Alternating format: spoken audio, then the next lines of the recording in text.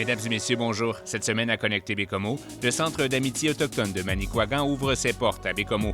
Plus de 1700 arbres plantés lors du reboisement social, opération de sensibilisation aux collisions avec la grande faune, et il y a 40 ans, Remplis-moi les foules faisait un malheur.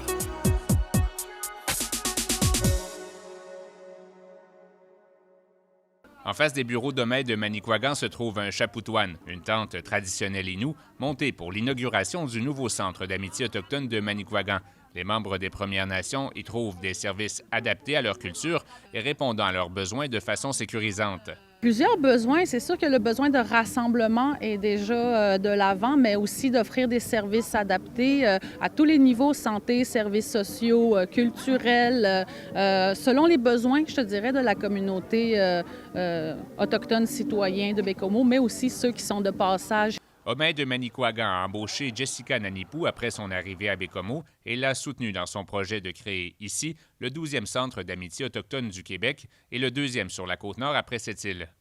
C'est un besoin criant dans la région d'avoir un centre d'amitié autochtone. Pour avoir travaillé 10 ans pour le Centre d'amitié autochtone Saguenay, j'ai vu l'évolution et tout ça depuis la naissance du Centre d'amitié. Je dirais qu'on a développé énormément de services des services même qui n'existaient même pas, des classes autochtones dans des écoles allochtones, des cliniques médicales adaptées à la sécurisation culturelle aussi, parce que des fois, c'est un petit frein. Des fois, pour les Autochtones, c'est quand ils vont chercher des services, la barrière de la langue. Merci beaucoup. J'inviterai Patrick à venir prendre le micro. Moi, Jessica, je l'ai connue au cégep. J'ai été étudiant avec elle en éducation spécialisée. On a fait nos travaux ensemble. Je sais ce qu'elle est, je sais de quoi elle est capable. Elle est brillante, elle est intelligente, elle est sensible.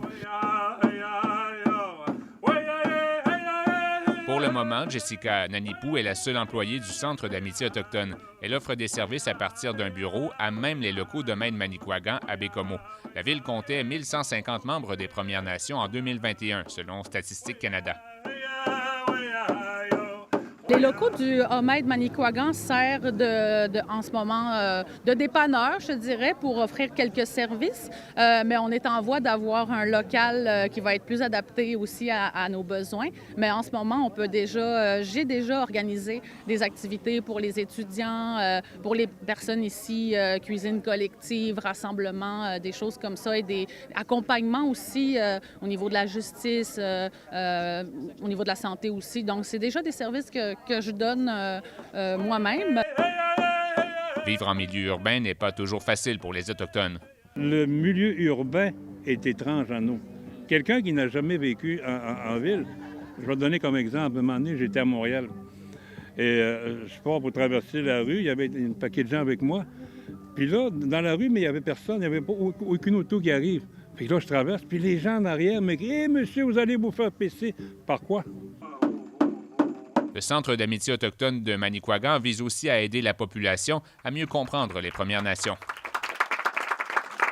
C'est pour démystifier un peu qui nous sommes, qui nous étions, qui ce qu'on veut devenir avec les gens qui vivent en milieu urbain et les Autochtones aussi. C'est important de créer une espèce de pont. L'organisme à but non lucratif poursuit sa recherche de financement et lui faudrait environ 300 000 $ par année pour compléter son budget. Centraide Haute-Côte-Nord Manicouagan a déjà offert une aide de 20 000 $.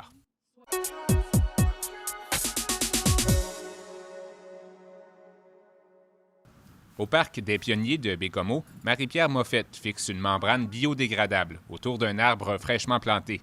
Elle fait partie des 8 employés de la ville de Bécomo ayant contribué au projet de reboisement social. C'est important pour moi, juste pour l'oxygène puis pour les générations futures, là, pour reboiser ce grand espace que je trouvais un peu perdu. Là. Il ne se passe rien ici. Au total, plus de 150 bénévoles ont participé à l'activité de reboisement social, dont 125 jeunes de l'école Le Ventoux. Cet effort a permis d'ajouter 1733 arbres au parc des Pionniers et Saint-Nom-de-Marie entre le 28 septembre et le 2 octobre dernier. On veut réduire les îlots de chaleur, même si on est à Bécomo, que le temps est frais, tout ça, on le sait, on travaille en adaptation au changement climatique. Les parcs qu'on a choisis, en fait, c'est les parcs qui ont les indices de canopée les plus faibles selon nos évaluations.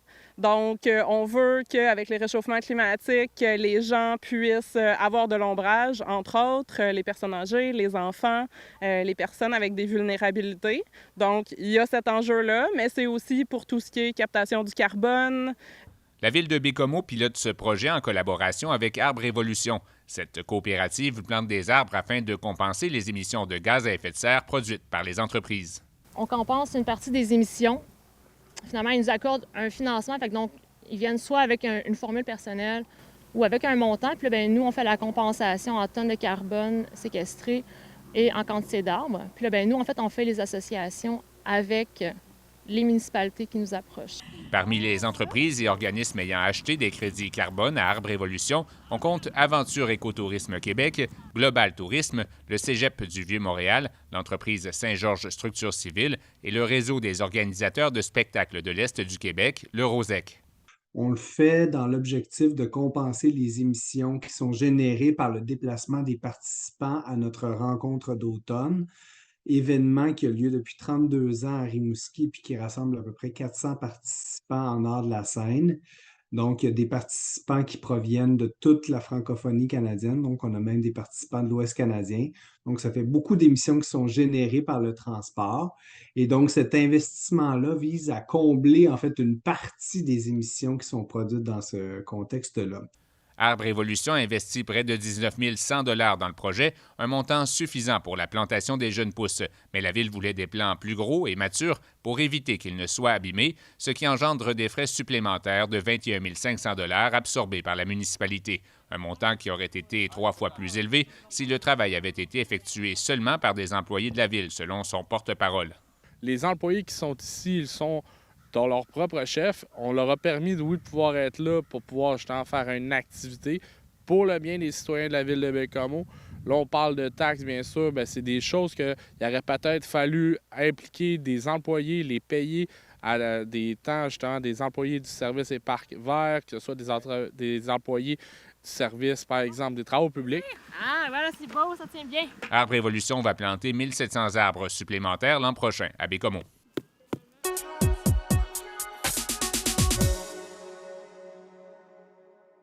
Les automobilistes sont priés de s'immobiliser près du rond-point aux limites de la ville de Baie-Comeau. Des agents de la Sûreté du Québec, mais aussi des employés des ministères des Transports et de l'Environnement ont un message à leur transmettre. Aujourd'hui, on tient une activité de sensibilisation en lien avec la présence de grandes faunes sur la route 138, principalement les orignaux, et à la péninsule Manicouagan, parce qu'on sait que c'est un secteur qui est quand même reconnu pour avoir une grande présence de grandes faunes.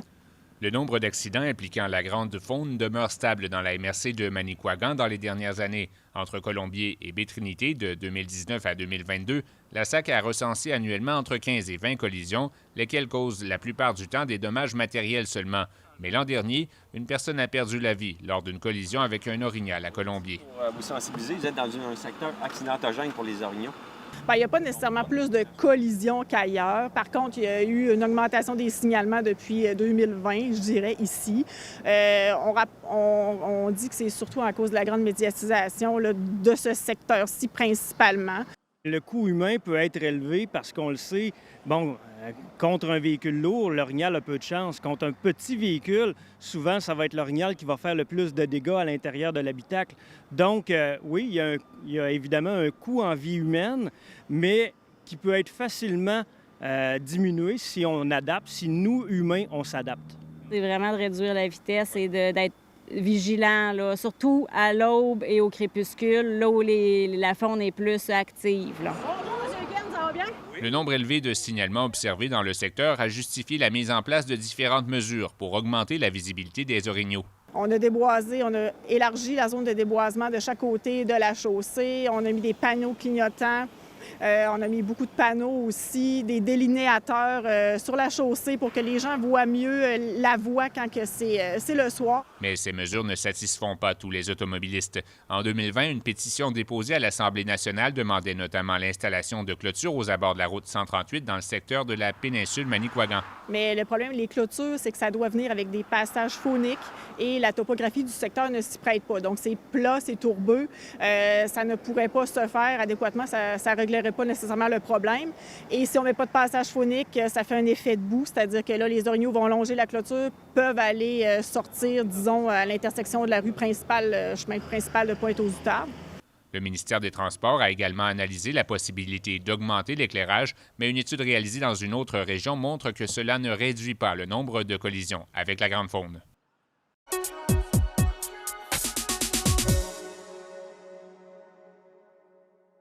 C'est quoi ton nom, monsieur? Moi, monsieur, mon nom, c'est Alain. En 1983, la pièce de théâtre Remplis-moi les foules a connu un succès monstre au Pavillon Manse. 40 ans plus tard, le Grand Rappel a lancé une exposition et un documentaire sur cette œuvre à l'ouvre-boîte culturelle de Baie-Comeau. Cet été-là, on s'est retrouvés, Richard, Guy Vaillancourt et moi, et qu'est-ce qu'on fait? C'était au printemps, au mois de mai, donc on a trouvé ce qu'on avait en commun. On avait tous les trois été pompistes à divers degrés, et on est parti de ça. Fait qu'on s'est dit pourquoi pas. Fait que là, on s'est mis à écrire tranquillement pas vite par rapport à des anecdotes qu'on avait vécues, nous autres, en travaillant. Puis c'est ça, ça a donné Remplis-moi les foules. Les personnages, il y avait des personnages très colorés, très typés. Et puis je pense que le fait que ce soit un garage, des chars, je pense que c'est ça qui a marché. Je peux pas m'empêcher d'avoir... Selon Daniel Rochette, chacune des quelques 45 représentations de Remplis-moi les foules a fait salle comble. Il y a beaucoup de monde qui venaient pas au théâtre d'habitude. Ils sont venus voir le show puis ont trippé, là. Il y a bien des gars de chars ici, là. Mais c'est un peu de la folie. Déjà là, les petits autos, le monde capotait de voir nos petites autos. Puis la moto, en tout cas. Puis tout se faisait à pied. C'est ça, déjà là. Le monde va y arriver de petits chars, là. Les crimes sont fous. Les personnes présentes au lancement de l'exposition ont pu écouter le documentaire Les pompistes, réalisé par Steven Talbot et Langis Jean du Grand Rappel. Le long-métrage se penche sur le phénomène social des stations-service à l'époque où on y retrouvait plus souvent des pompistes. Puis là, il y avait la pièce Remplis-moi les foules qui fêtait ses 40 ans cette année. Fait qu'on s'est dit, pourquoi pas faire de quoi avec cette pièce-là? Surtout qu'on avait quand même des photos, on avait des découpures de journaux, des artefacts, on avait plein d'affaires. Puis les trois gars étaient toujours vivants. Fait qu'on a dit, tiens, on va faire un petit documentaire sur cette pièce-là, qui avait connu un succès énorme. Ça fait 40 ans. Ça fait qu'on s'est dit, il y a des gens qui l'ont vu, la pièce, mais il y a des gens qui ne l'ont pas vue. Fait qu'on voulait faire le lien avec les stations de service et les pompistes, parce qu'aujourd'hui, des pompistes, on n'en retrouve presque plus. Et en faisant notre recherche, on a trouvé 3 stations de service en région, 3 familles, plus de 50 ans de service à la population. Ce qu'on trouvait intéressant, c'est que la pièce nous apprenait que dans le métier de pompiste, il y avait des anecdotes, il y avait du vécu, il y avait des choses qui étaient drôles, puis qui existent encore aujourd'hui. Tu sais, le monde, il arrivait, puis il collait, il disait, bon, mets-moi un pour un bleu, remplis-moi les foules, tu sais. Puis on le dit encore, quand il y a un pompiste, on le dit encore, ces expressions-là. Tu sais, quand tu allais dans une station de service, avec service, les gens étaient là, ça jasait, ça s'installait au comptoir, ça pouvait placoter des heures de temps, c'était un lieu commun, là. Steven Talbot et Langis Jean veulent rendre accessible le documentaire Les pompistes sur le web, mais n'ont pas encore déterminé le moment et la plateforme pour ce faire. Je m'appelle Olivier Roy-Martin et je vous remercie d'avoir écouté l'émission Connecté Baie-Comeau. Pour toute question ou commentaire, utilisez les coordonnées à l'écran.